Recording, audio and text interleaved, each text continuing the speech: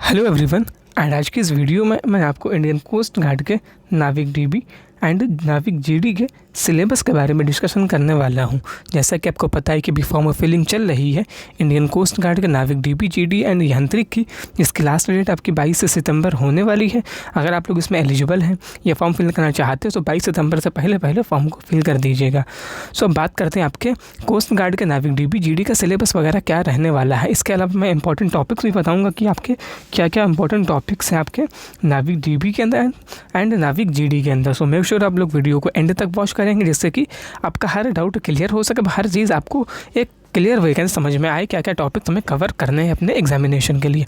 चलिए बात करते हैं आपके सिलेबस के अंदर। उससे पहले आप सभी को पता होगा कि इसके अंदर 2 वैकेंसीज़ होती है, मेरे लिए 3 वैकेंसीज़ होती है, लेकिन इस वीडियो में नाविक डीबी का एंड नाविक जीडी का ही कवर करने वाला हूँ। देखिए नाविक डीबी के अंदर आपका सिर्फ सेक्शन 1 आता है एंड नाविक जीडी के अंदर आपका सेक्शन 1 एंड 2 दोनों आता है। यानी कि आपका जो सेक्शन 1 है वो दोनों के लिए कंपलसरी होता है, जिसके अंदर आपकी मैथ्स पूछी जाती है, साइंस पूछी जाती है, इंग्लिश होती है, रीजनिंग होती है एंड आपकी जीके होती है, जो कि सभी को देना कंपलसरी होता है, चाहे आप नाविक डीबी के लिए अप्लाई करें चाहे आप नाविक जीडी के लिए अप्लाई करें। सो आपको ये सेक्शन 1 पहले कवर करना पड़ता है। बात करते हैं सबसे पहले सेक्शन 1 का आपका क्या सिलेबस रहने वाला है, जो कि सभी के लिए कंपलसरी होता है। सो आपका सेक्शन 1 के अंदर ऐसा कि आपको पता है कि मैथ्स पूछी जाती है। सो आपके मैथ्स के अंदर कुछ यहाँ पे इंपॉर्टेंट टॉपिक्स लिखे हुए हैं मैथ्स के, जैसे कि आपका होगा सरलीकरण, यानी कि आपका सिंप्लीफिकेशन हो गया। इसके अलावा आपका रेशियो एंड प्रोपोर्शन, यानी कि अनुपात और समानुपात, ये है काफ़ी इंपॉर्टेंट चैप्टर। इसके अलावा आपका अलजेब्रिक आइडेंटिटीज़ हो गया, यानी कि आपका जो बीजगणितीय आइडेंटिटीज़ होती वो हो गया। इसके अलावा आपका एवरेज काफ़ी इंपॉर्टेंट चैप्टर है, जो कि होता है औसत। इसके अलावा आपका परसेंटेज, यानी कि प्रतिशतता भी आपकी एक इंपॉर्टेंट चैप्टर होता है, ये भी काफ़ी अच्छा रोल प्ले करता है। इसके अलावा आपका सिंपल एंड कंपाउंड इंटरेस्ट, यानी कि आपका साधारण और चक्रवृद्धि ब्याज भी एक मेन चैप्टर होता है इसके मैथ्स के सिलेबस के अंदर। इसके अलावा आपका प्रॉफिट लॉस से क्वेश्चंस बनते हैं, यानी कि लाभ और हानि। इसके अलावा टाइम एंड वर्क से भी क्वेश्चंस बनते हैं, जो कि समय एवं कान जो चैप्टर है इससे भी आप क्वेश्चन बनते हैं, ये भी काफ़ी इंपॉर्टेंट चैप्टर होता है। इसके अलावा कुछ चैप्टर्स और भी हैं यहाँ पे लिखे हुए, जैसे कि आपका टाइम, स्पीड, डिस्टेंस, ये भी काफ़ी अच्छा चैप्टर, इससे भी कई क्वेश्चंस बनते हैं समय, चाल और दूरी से। इसके अलावा एक चैप्टर्स और भी आपका, जो कि एरिया यानी कि क्षेत्रफल से भी क्वेश्चन देखने को मिलता है आपको एक। इसके अलावा आपका मेंसुरेशन से भी क्वेश्चंस बन जाते हैं, जो कि होता है आपका क्षेत्रमिति, जो कि आपका सिंपल मेंसुरेशन होती है, कि आपका सिर्फ फार्मूला बेस्ड होती है, वही वाले क्वेश्चंस इसके अंदर पूछे जाते हैं। इसके अलावा आपका बेसिक ट्रिग्नोमेट्री जो होती है, त्रिकोणमिति, उससे भी आपको क्वेश्चंस बन जाते हैं। लेकिन यहाँ पे आपके लास्ट के 3 चैप्टर्स लिखे हुए हैं, इससे सिर्फ एक क्वेश्चन पूछा जाता है, यानी कि इससे क्वेश्चन पूछा जाता है, इससे क्वेश्चन आता है, आपका इससे एक क्वेश्चन पूछा जाता है। सो आपके इन चैप्टर सिर्फ एक क्वेश्चन पूछा जाता है, जो कि आपके लिए तब भी इंपॉर्टेंट है। ये आपके टोटल 12 चैप्टर्स हैं, जो कि मैंने आपको प्रोवाइड करवाए हैं आपके मैथ्स का सिलेबस के अंदर, जो कि सेक्शन 1 के अंदर होता है। 8 चैप्टर्स यहाँ पे लिखे हुए हैं एंड बाकी के 4 चैप्टर्स यहाँ पे लिखे हुए हैं। लास्ट के 3 जो हैं आपके सिर्फ इससे एक क्वेश्चन पूछा जाता है, जो कि सिंपल होता है, आप पढ़ लेंगे तो ईजिली कर पाएंगे। ठीक, ये आपका पूरा सिलेबस हो गया मैथ्स का, आपका सेक्शन 1 का, जिससे आपको 20 क्वेश्चन पूछे जाते हैं। अब बात करते हैं आपका जो सेकंड पार्ट है, जो कि आपका इंग्लिश में देखिए काफ़ी अच्छा रोल प्ले करता है। इंग्लिश के भी आपके 10 क्वेश्चन पूछे जाते हैं। तो आपके इंग्लिश का सिलेबस के अंदर आपके कुछ चैप्टर्स लिखे हुए हैं यहाँ पे, जैसा कि आपका कुछ क्वेश्चंस आते हैं करेक्शन ऑफ सेंटेंसेस से, इसे हम लोग सिंपली एरर बोलते हैं, इससे आप क्वेश्चंस आपको देखने को मिलते हैं। इसके अलावा use of adjectives, pronoun and आपका एडवर्ब से भी क्वेश्चंस आपको देखने को मिलते हैं। इसके अलावा प्रीपोजिशन हो गया एंड आपका एक पैसेज भी आता है, उसका आपको क्वेश्चन सॉल्व करने पड़ते हैं। इसके अलावा आपका active and passive voice 2 questions आते हैं। इसके अलावा डायरेक्ट से एक क्वेश्चंस आता है। इसके अलावा एंटोनियम्स एंड सिनोनियम्स से भी आपको 2 क्वेश्चंस देखने को मिलते हैं। इसके अलावा सब्स्टिट्यूशन ऑफ फ्रेजल वर्ब्स, ये भी आपके एक चैप्टर होता है, इसमें आपको सब्स्टिट्यूट करना पड़ता है किसी फ्रेजल वर्ब को। ये आपके कुछ चैप्टर से लिखे हुए इंपॉर्टेंट, जो कि आपके 8 चैप्टर्स हैं, जो कि आपको इंग्लिश में 10 नंबर दिलाएंगे। ये बात क्लियर हुई, आपके 8 इंपॉर्टेंट चैप्टर्स हो गए इंग्लिश सेक्शन के अंदर। इसमें से मैंने आपको कवर करवा दी, कि काफ़ी इंपॉर्टेंट चैप्टर्स यही होने वाले हैं। अगर तैयारी कर रहे हो तो उनको पहले तैयार करिएगा, बाकी चक्कर मत पढ़िएगा। ये काफ़ी इंपॉर्टेंट चैप्टर्स आपके लिए होने वाले हैं। अगली बात करते हैं आपका जो नेक्स्ट सेक्शन है, नेक्स्ट जो आपका पार्ट है, जो सब्जेक्ट जो आपका रीजनिंग है, तो आपके रीजनिंग भी काफ़ी अच्छा रोल प्ले करती है। इसके आपको 10 क्वेश्चन देखने को मिलते हैं आपके एग्जामिनेशन में रीजनिंग के अंदर, जिसमें कुछ चैप्टर्स लिखे हुए हैं इंपॉर्टेंट वगैरह, जैसे कि आपको कोडिंग एंड डिकोडिंग से क्वेश्चन आपको देखने को मिलते हैं। इसके अलावा न्यूमेरिक न्यूमेरिकल जो रीजनिंग होती है उससे आप क्वेश्चन देखने को मिलते हैं। इसके अलावा आपको स्पेलिंग से क्वेश्चन आपका आता है एक ज़रूर। इसके अलावा सीक्वेंस एंड सीरीज़ के 2 से 3 क्वेश्चन आपको देखने को मिलते हैं। वेन डायग्राम से एक क्वेश्चन ज़रूर आता है। इसके अलावा सीटिंग अरेंजमेंट से भी आपको एक क्वेश्चन देखने को मिलता है। इसके अलावा एनोलॉजी एंड क्लासिफिकेशन से भी आप क्वेश्चन देखने को मिलता है। देखिए एनोलॉजी एंड क्लासिफिकेशन चैप्टर जो है ये आपका नॉन वर्बल रीजनिंग के अंदर भी आता है, जो कि होती है आपकी डायग्राम वाली रीजनिंग जो होती है उसके अंदर भी सही 2 चैप्टर्स आते हैं, एनोलॉजी एंड आपका क्लासिफिकेशन दोनों में आता है। वर्बल के अंदर भी आता है, नॉन वर्बल के अंदर भी आता है ये आपका चैप्टर। सो आपको ये आपके 8 इंपॉर्टेंट चैप्टर्स होने वाले हैं रीजनिंग के लिए, जो कि आपको रीजनिंग में 10 नंबर दिलवाएंगे। अगर आप तैयारी कर रहे हो तो इन चैप्टर्स को पहले तैयार करिएगा रीजनिंग के लिए।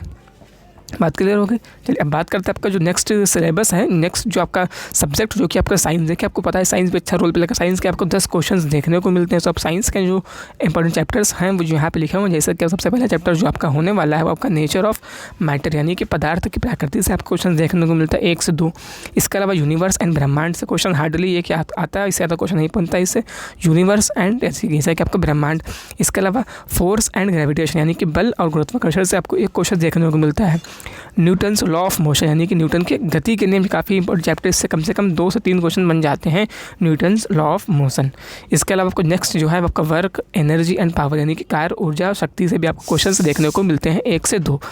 इसके अलावा हीट एंड टेम्परेचर से भी आपको एक क्वेश्चन देखने को मिलता है, गर्मी और तापमान। इसके अलावा मेटल एंड नॉन मेटल से भी कभी एक क्वेश्चन आ जाता है, नॉर्मली आता नहीं लेकिन कभी एक क्वेश्चन आ जाता है मेटल एंड नॉन मेटल से, यानी कि धातु एंड अधातु। इसके अलावा एक चैप्टर्स इंपॉर्टेंट होता है जो कार्बन एंड इट्स कंपाउंड, जो भी काफ़ी इंपॉर्टेंट चैप्टर्स होता है, कार्बन और उसके यौगिक, इसको भी आपको तैयार करनी है। आपके 8 इंपॉर्टेंट चैप्टर साइंस के। इसके अलावा कुछ और भी हैं, 3 यहाँ पे लिखे हैं, जैसा कि आपका मापन, ये भी काफ़ी इंपॉर्टेंट चैप्टर होता है। मेजरमेंट, इससे भी हमेशा 1 से 2 क्वेश्चन आ जाता है मेजरमेंट से।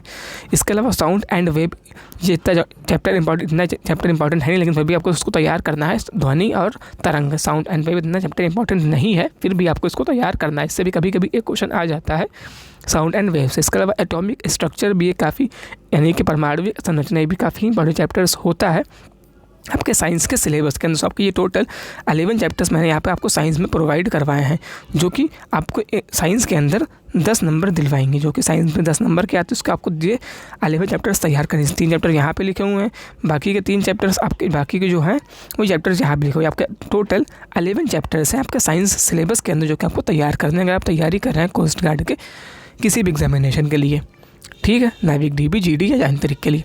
अब अगला जो पार्ट आता है आपका, अगला जो सेक्शन है, यानी कि अगला जो सब्जेक्ट आपका वो है जनरल नॉलेज। देखिए जनरल नॉलेज काफ़ी वास्ट है, जीके जो आपका होता है वो काफ़ी वास्ट है। इसके अंदर आपको हिस्ट्री भी आती है, पॉलिटी भी आती है, ज्योग्राफी भी आती है, आपका करंट अफेयर्स भी आता है, आपका स्टैटिक जीके भी आता है, आपका सिलेबस के अंदर सब चीज़ें आती हैं।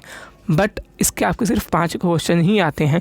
सो आपको इतना सब कुछ नहीं पढ़ना है। इसके लिए आपको सिर्फ कुछ टॉपिक्स होते हैं उसको तैयार करना है। इसको आपको बिल्कुल नहीं पढ़ना है, इन सब चीज़ों को आपको सिर्फ फोकस करना, जो कि अपना है स्टैटिक जीके, इसको आपको सिर्फ फोकस करना। जैसे कि इसमें कुछ चैप्टर्स हैं जिसके अंदर आपको इन टॉपिक्स को कवर करना, जो कि आपके आते हैं स्टैटिक जीके के अंदर, आपको इसको सिर्फ तैयार करना है। बाकी किसी के पीछे मत भागना, इतिहास और ज्योग्राफी पॉलिटिक्स सबके पीछे मत पड़िएगा। सिर्फ आपको जाना है किसके ऊपर, किसके पीछे, स्टैटिक जीके के ऊपर, क्योंकि आपको ज़्यादातर क्वेश्चन इसी से ही बनते हैं। अगर बात करें इसके अंदर क्या क्या टॉपिक्स कौन से इंपॉर्टेंट होने वाले हैं आपके स्टैटिक जीके के अंदर, सो आपका कैपिटल्स एंड करेंसीज से क्वेश्चन बन जाता है, हमेशा एक क्वेश्चन आता है, यानी कि राजधानियाँ जो मुद्राएं होती हैं, इससे आपको हमेशा एक क्वेश्चन देखने को मिलता है, इसको आपको तैयार करना है। इसके अलावा स्पोर्ट्स से क्वेश्चन आता है, एंड आपका अवार्ड, जितने भी आपके अवार्ड्स होते हैं उसको आपको तैयार करना है, खेल और पुरस्कार आपको तैयार करना है। इसके अलावा आपको जो एमिनेंट पर्सनैलिटीज़ होती हैं जो न्यूज़ में रही हों या जो भी अपने एनिशियन टाइम की है, उनको आप पढ़ना है, प्रख्यात व्यक्तित्व। इसके अलावा डिसीजेज और न्यूट्रिशन, जब भी काफ़ी इंपॉर्टेंट चैप्टर होता है, यानी कि रोग और पोषण, काफ़ी इंपॉर्टेंट चैप्टर होता है डिसीजेज एंड न्यूट्रिशन। इसको आपको ज़रूर से ज़रूर, पर इससे आप एक क्वेश्चन ज़रूर बनता है हर साल, इसको आपको ज़रूर से ज़रूर तैयार करना है। इसके अलावा फुल फॉर्म से भी एक क्वेश्चन हमेशा आता है, जैसे कि आप पूछ दिया गया आपसे कि CFL की फुल फॉर्म क्या होती है, इस तरीके से नीति की फुल फॉर्म क्या होती है, नीति आयोग की, आपको ये सब चीज़ें पता होनी चाहिए। आपकी फुल फॉर्म से भी क्वेश्चन आता है, इसको आपको ज़रूर तैयार करना है। इसके अलावा कॉमन नेम्स जो आपके होते हैं, जैसे कि गलत लिखा हुआ है यहाँ पे, कॉमन नेम्स जो आपके जैसे कि होते हैं, जैसे सिटी ऑफ थंडर लेक्स किसे बोलते हैं, सिटी ऑफ फेस्टिवल्स कैसे बोलते हैं, सब चीज़ें आपको कॉमन नेम्स जो होते हैं उसको भी आपको तैयार करना है। इससे कभी ये क्वेश्चन आ जाता है, नॉर्मली क्वेश्चन आता नहीं, बट फिर भी कभी 1-2 क्वेश्चन आ जाता है इससे भी। इसके अलावा important national facts of India, यानी कि जो इंडिया के फैक्ट्स हैं, जैसे कि इंडिया की बॉर्डर कितनी है, इंडिया की कैपिटल कौन, करेंसी, इंडिया में कितनी स्टेट हैं, इंडिया में कितनी स्टेट, इसके अलावा इंडिया की बाउंड्री कितनी लंबी, सब चीज़ें क्या आती है, सब फैक्ट्स के अंदर इसको भी आपको पढ़ना है इंडिया के बारे में। इससे भी क्वेश्चन आ जाता है कभी कभी। इसके अलावा डांसेस एंड फेस्टिवल, ये भी काफ़ी इंपॉर्टेंट, उससे भी हमेशा एक क्वेश्चन बनता है नृत्य और त्यौहार के ऊपर, तो उसको भी आपको तैयार करना है। डांसेस एंड फेस्टिवल आपके सिर्फ 8 चैप्टर्स हैं, सिर्फ आपको इसको तैयार करना है। किसके अंदर? आपके स्टैटिक जीके के अंदर आपको सिर्फ इन्हीं चैप्टर्स को ही फोकस करना, बाकी किसी पे ज़्यादा फोकस मत करिएगा। बाकी पढ़ेंगे पूरा आपका टाइम वेस्ट होगा सिर्फ 5 नंबर के लिए, इतना बेनिफिट भी नहीं है। आपको सिर्फ फोकस करना है इन 8 चैप्टर्स के ऊपर। आपको 3 क्वेश्चन कम से कम इसी में से देखने को मिलेंगे, कम से कम 3 क्वेश्चन आपको इन्हीं चैप्टर्स में से देखने को मिलेंगे, तो इसको आपको ज़्यादा फोकस करना है।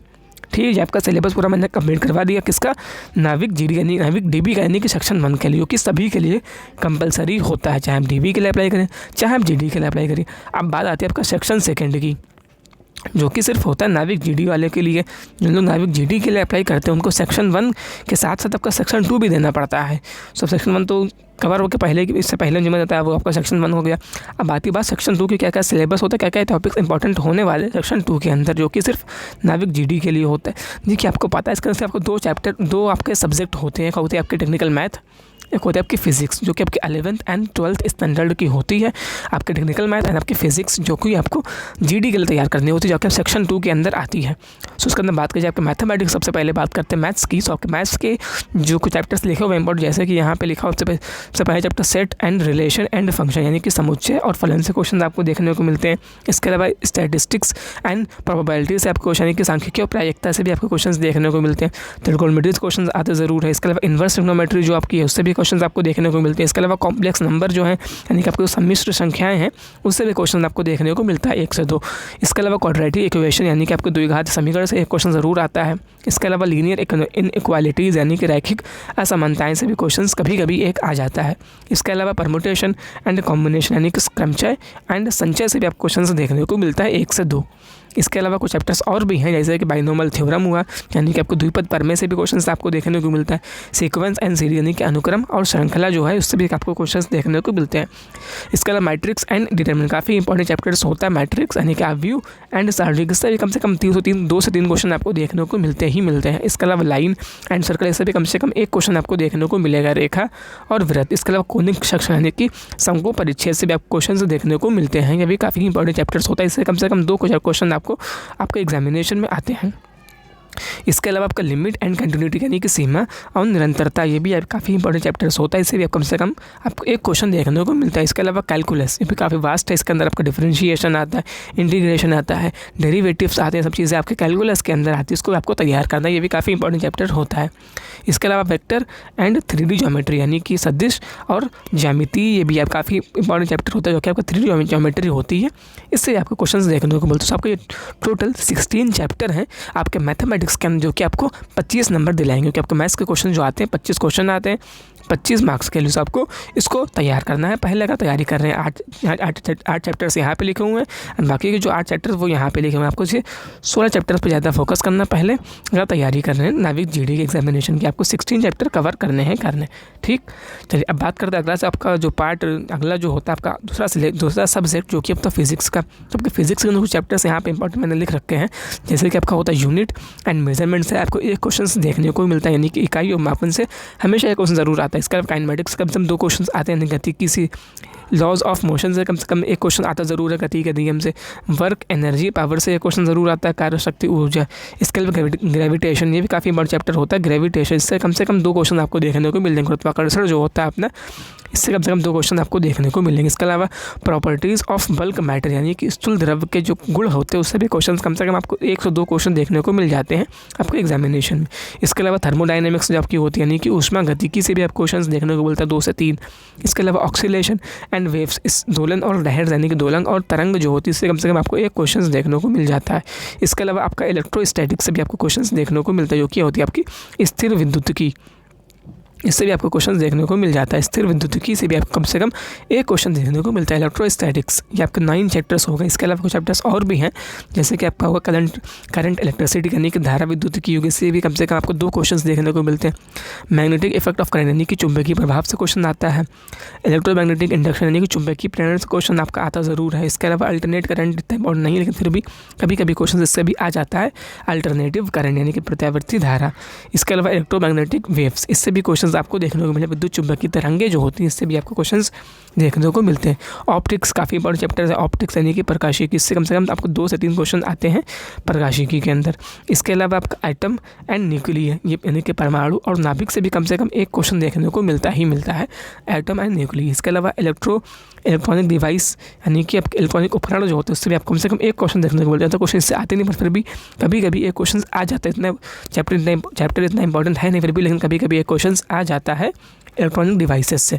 इसके अलावा एक चैप्टर आपका और भी है जो कि कम्युनिकेशन सिस्टम, इससे भी कभी कभी एक क्वेश्चन आपका आ जाता है जो कि संचार व्यवस्था है।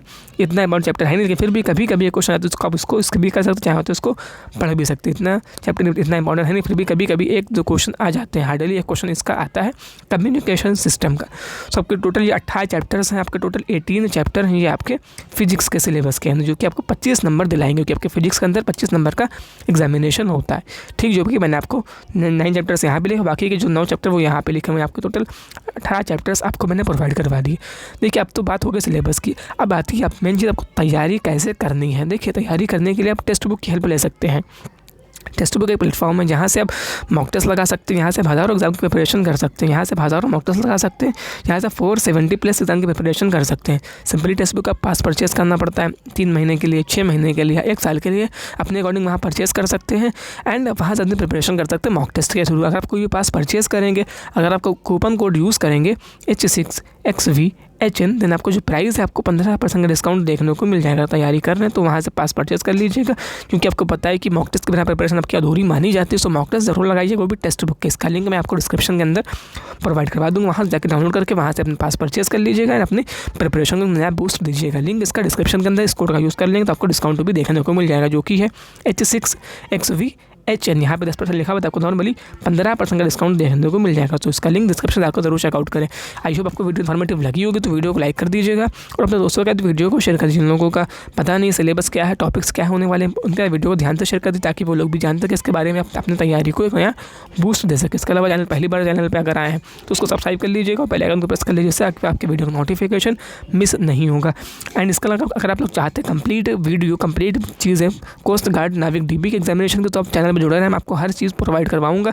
इसके कट ऑफ वगैरह क्या रही प्रीवियस हर चीज़ मैं आपको बताऊंगा। सो जरूर से सब्सक्राइब करें, बेल आइकन ध्यान से प्रेस कर, आपके वीडियो का नोटिफिकेशन मिस नहीं होगा।